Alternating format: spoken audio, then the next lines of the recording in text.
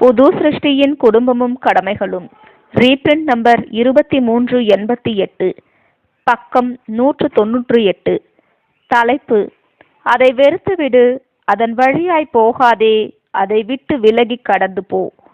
ஆதார வசன பகுதி: நீதிமொழிகள் 4ஆம் அதிகாரம் 10 முதல் 19 வசனங்கள். என் மகனே, பாவிகள் உனக்கு நயங்காட்டினாலும் நீ சம்மதியாதே. நீதிமொழிகள் 1ஆம் அதிகாரம் 10ஆம் வசனம். சாலமோன் தன் சொந்த போதனைகளின்படி நன்கு கை கொண்டு அல்லது கை கொள்ளாமல் நடந்துட்டாலும் சரி, அந்த போதனைகளானது அன்றும் இன்றும் ஆரோக்கியமான ஞானம் என அனைவராலும் ஒத்துக்கொள்ளப்படுகின்றது.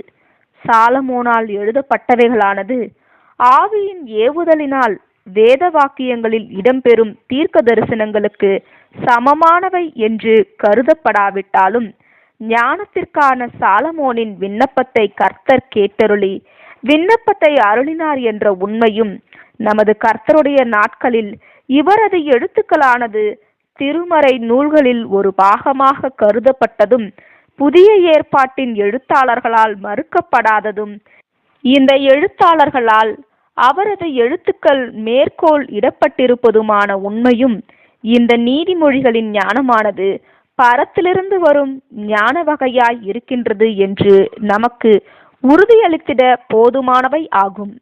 நம்முடைய பாடத்தில் நாம் பார்க்கும் வேத பகுதியில் ஞானி தன்னை ஒரு குமாரனுக்கு நல் ஆலோசனை கொடுக்கும் தகப்பன் என அடையாளம் காட்டுகின்றார். மேலும் தகப்பன்மார்கள் வாலிபர்களோடு அடிக்கடி சம்பாஷித்து ஜீவியத்தில் கிடைக்க பெற்ற தங்கள் அனுபவங்களை குறித்து பகிர்ந்து கொள்ளுவார்களானால் அது உலகத்தில் உள்ள வாலிபர்கள் அனைவருக்கும் நலமாயிருக்கும்.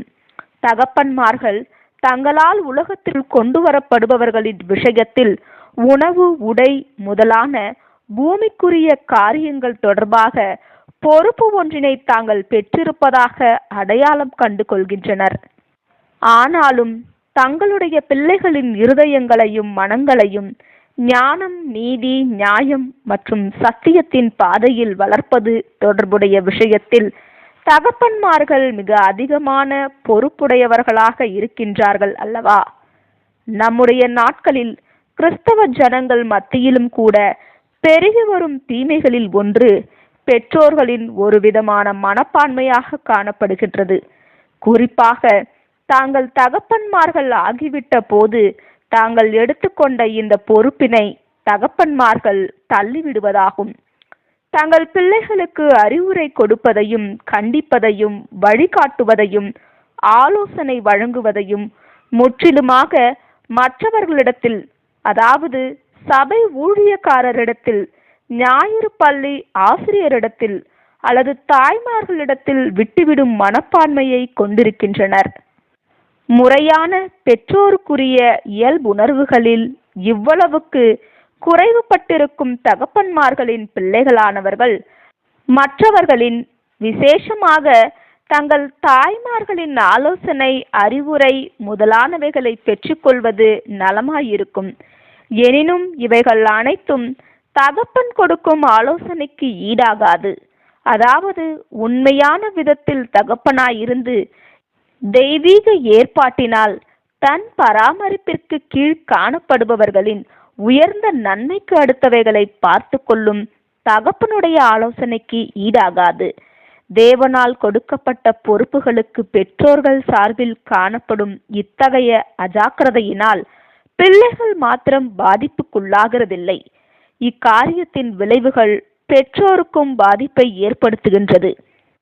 கவனிக்கப்படாத பிள்ளையானது தன் மேலான நன்மைக்கு அடுத்த காரியங்கள் புறக்கணிக்கப்படுவதை உணர்ந்து இதற்கேற்ப பெற்றோரை குறைவாய் மதித்திடுவார்கள். இதன் விளைவாக குடும்பத்தில் பெற்றோருக்கு மரியாதை இருக்காது மற்றும் இதனால் பெற்றோருக்கு கீழ்ப்படிதல் இருக்காது. ஆகையால் குடும்பத்தில் ஒழுங்கின்மையே நிச்சயமாய் ஆளுகை செய்திடும். சந்தோஷமற்ற குடும்பமாகிவிடும். இம்மாதிரியான இல்லங்களில் குடும்பத்தினுடைய எந்த ஓர் அங்கத்தினரிடத்திலும் கிறிஸ்தவ இயல்புகளானது வேரூன்றுவதோ அல்லது வளர்ந்து செழிப்பதோ மிகவும் சிரமமான காரியமாக காணப்படும். ஆனாலும் சில சமயங்களில் இம்மாதிரியான இடங்களிலும் கூட வேரூன்றுகிறது.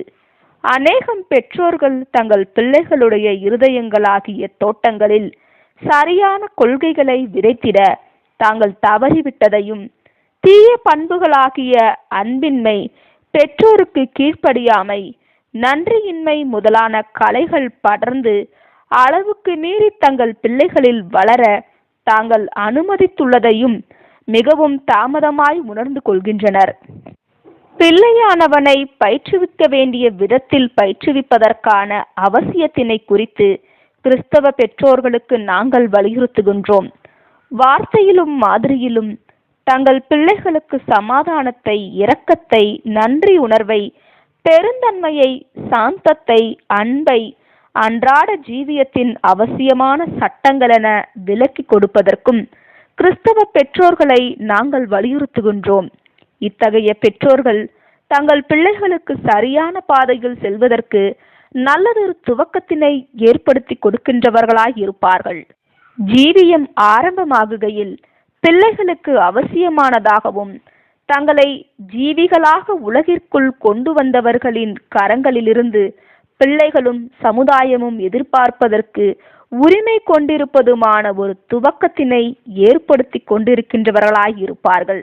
ஞானமுள்ள தகப்பனின் நல் ஆலோசனைகளுக்கு செவிசாய்ப்பதன் மூலமாக கீழ்ப்படிதலுள்ள குமாரன் தன் நாட்களை நீடிக்க பண்ணுகிறவனாய் இருப்பான் என்று தகப்பனாகிய சாலமோன் தெரிவிக்கின்றார்.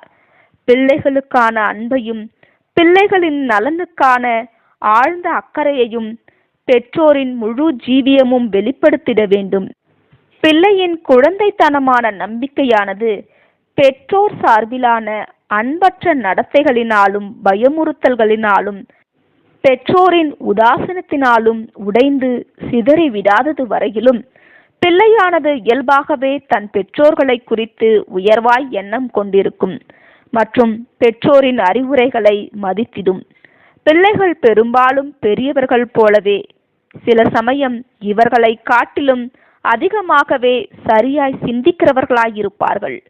பிள்ளைகள் பின்வருமாறு, அதாவது 1, பெற்றோரின் அன்பையும் தங்களுடைய நலனுக்கடுத்த விஷயங்களில் பெற்றோரின் அக்கறையையும் தாங்கள் பெற்றிருக்கின்றனர் என்றும், 2வதாக தன் வாழ்க்கையினை சரியாய் துவக்கத்தக்கதாக பெற்றோரின் ஜீவித அனுபவமானது தங்களுக்கு விலையேற பெற்ற ஒன்றாய் காணப்படுகின்றது என்றுமுள்ள சான்றுகளின் அடிப்படையில் பிள்ளைகள் சிந்திக்கின்றவர்களாய் இருக்க வேண்டும். இப்படியாக பெற்றோரின் அறிவுரையினால் வழிகாட்டப்படும் உதவப்படும் பிள்ளையானது ஜீவியத்தின் அநேகமான சிரமங்கள், பிரச்சனைகள், படுகொழிகளினின்று தப்புவிக்கப்படுவார்கள் மற்றும் அநேகம் நோய்கள், சரீர பிரகாரமான பலவீனங்கள் முதலியவைகளிலிருந்து தப்புவித்து நீண்ட ஆயுட்காலம் பெறுவார்களே.